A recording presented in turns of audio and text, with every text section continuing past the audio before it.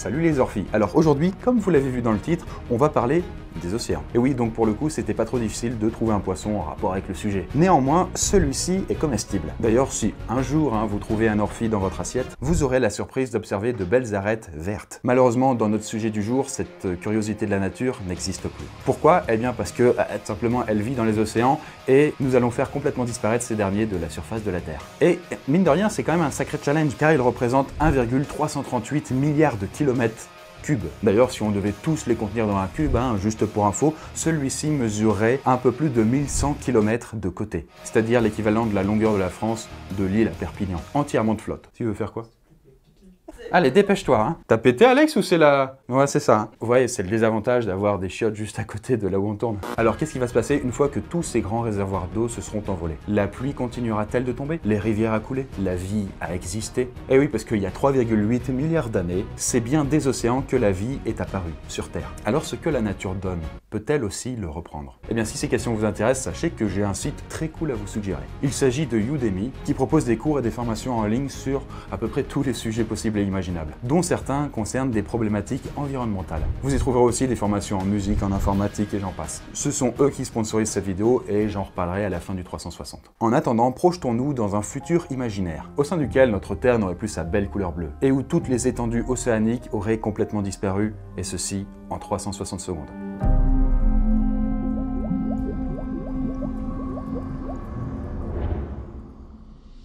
Bon, alors, comment est-il possible qu'une telle quantité d'eau disparaisse purement et simplement? Eh bien, selon une étude réalisée en 2013 par les experts du laboratoire de météorologie dynamique, c'est en fait ce qui pourrait se produire d'ici 1 milliard d'années. En effet, il faut savoir que la taille du Soleil croît lentement depuis toujours et qu'il réchauffe notre planète indépendamment de l'activité humaine. Qu'on soit là ou pas, ça change pas. Et avec le temps, cela aura probablement une conséquence terrible sur les mers et les océans. La température de l'eau, comme celle de toute la Terre, va petit à petit augmenter et ainsi relâcher de plus en plus de vapeur dans l'atmosphère. Vous savez, comme lorsque vous êtes en train de faire réchauffer de l'eau dans une casserole et qu'elle émet une sorte de fumée. Or, vous n'êtes pas sans savoir que cette vapeur d'eau est un gaz à effet de serre, et donc que son relâchement va accélérer encore plus le réchauffement déjà amorcé, jusqu'à ce qu'un jour prochain, les mers se mettent à bouillir et à totalement s'évaporer. Mais rassurez-vous, puisque pour que nos océans s'évaporent complètement, il faudrait quand même que la température moyenne de la Terre atteigne 70 degrés. Actuellement, on est à 15 degrés, donc ça va. Mais de notre côté, imaginons plutôt que subitement, toutes les eaux de la planète disparaissent en une seule nuit, comme si elles avaient été aspirées par une sorte de siphon cosmique. À quoi ressemblerait notre planète lorsque nous ouvririons les yeux? Imaginez que vous soyez près d'une côte océanique. Vous avez l'habitude de vous éveiller et de voir à travers votre fenêtre une belle et calme étendue bleue. Mais ce matin, quelque chose cloche. Vous n'entendez plus le roulis des vagues. L'océan ne joue plus son habituelle musique. Vous penchez donc à votre fenêtre et ce que vous voyez ressemble à un immense canyon recouvert de ci et là d'algues. L'eau a complètement disparu. Mais vous seriez loin d'être le seul à être surpris puisque, quand même, les mers et les océans représentent plus de 70% de la surface de la Terre, et donc sans l'eau pour les recouvrir, on verrait enfin tous les reliefs, les immenses failles et les précipices qui tapissent les fonds marins. Et pour vous faire une petite idée, la profondeur des océans est évaluée en moyenne à 3800 mètres. Ça ferait donc quand même des canyons de près de 4 km de haut, c'est du jamais vu. Et on aurait aussi maintenant la possibilité d'explorer les abysses, auparavant inatteignables pour le commun des mortels. Par exemple, la fosse des Mariannes, la plus profonde qui existe, est située en plein océan Pacifique, à l'est des Philippines. Et sans les océans, ces 11 km de profondeur, ce serait plus profond que la hauteur de l'Everest, serait sans doute plus facilement accessible pour les chercheurs et les scientifiques. Et qui sait, peut-être découvririons-nous des secrets autrefois gardés par les eaux profondes. Cependant, la disparition des grandes étendues d'eau mettrait aussi à jour les plus grandes chaînes de montagnes au monde. J'ai nommé les dorsales océaniques, parce qu'elles s'étendent sur près de 60 000 km à plus de 2000 mètres de profondeur sous l'eau en temps normal. Ce qui fait que, la plupart du temps, elles sont complètement invisibles. Mais ne vous imaginez pas que la Terre se remettrait aussi facilement d'un tel bouleversement. Oh non. Les océans abritent quand même 50 à 80% de toutes les espèces vivantes que nous connaissons. Alors déjà, pas la peine d'être un grand scientifique pour savoir que ce tragique événement coûterait la vie à toutes les espèces marines. Voilà, plus de poiscailles, plus de mammifères marins, plus de mollusques. Par contre, saviez-vous que les océans jouent un grand rôle dans la redistribution de l'énergie du Soleil sur la Terre? Eh ouais, parce qu'en réalité, la surface de l'eau agit comme un grand réflecteur de rayons solaires et absorbe aussi une partie de leur chaleur. Et donc, sans eux, la planète ne cesserait de se réchauffer, se transformant peu à peu en un désert complètement aride. Le cycle naturel de l'eau se retrouverait interrompu, n'étant plus entretenu par l'évaporation progressive des océans. Et donc la pluie se ferait extrêmement rare, et donc en même temps aussi probablement les nuages. Vous verriez alors les plantes se faner, puis mourir peu à peu à cause du manque d'eau. Et les espèces animales qui se nourrissaient d'autres espèces marines auraient évidemment aussi de leur côté du mal à se nourrir. Et pour les animaux se nourrissant de plantes, étant donné que ces dernières fanent, eh bien ils se mettraient rapidement à souffrir de faim et de soif. Ceux qui subsisteraient seraient d'ailleurs certainement ravagés par la sécheresse et les très nombreux incendies qui se déclareraient sur les terres les plus chaudes, achevant de réduire en cendres les derniers arbres. Les sols seraient brûlés, calcinés, stériles.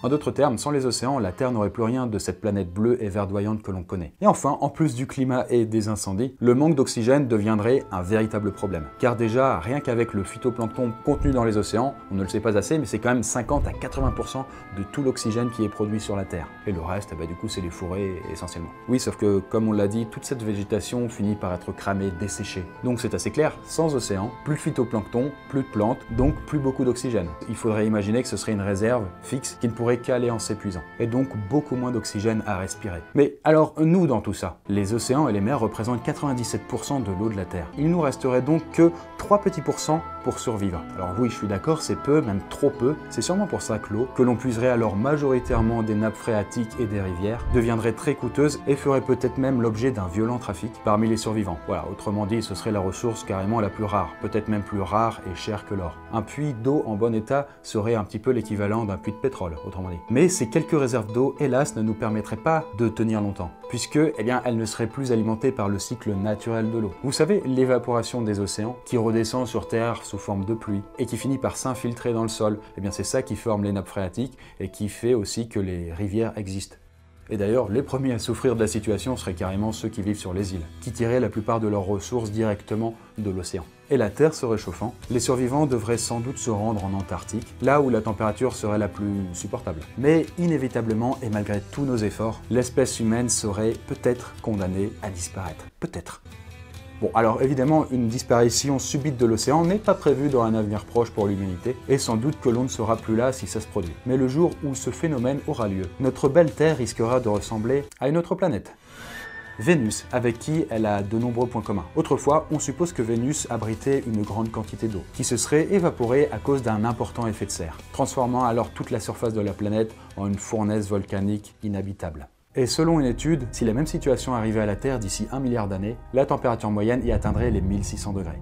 Alors, à votre avis, l'espèce humaine sera-t-elle encore là pour assister à la métamorphose de son paradis bleu en enfer de feu? Bon, merci d'avoir suivi cette vidéo, et n'hésitez pas à aller puiser un petit peu de savoir sur le site de Udemy. Pour approfondir la question des océans, vous pourrez par exemple y trouver un cours en anglais sur l'importance et la préservation de nos ressources en eau.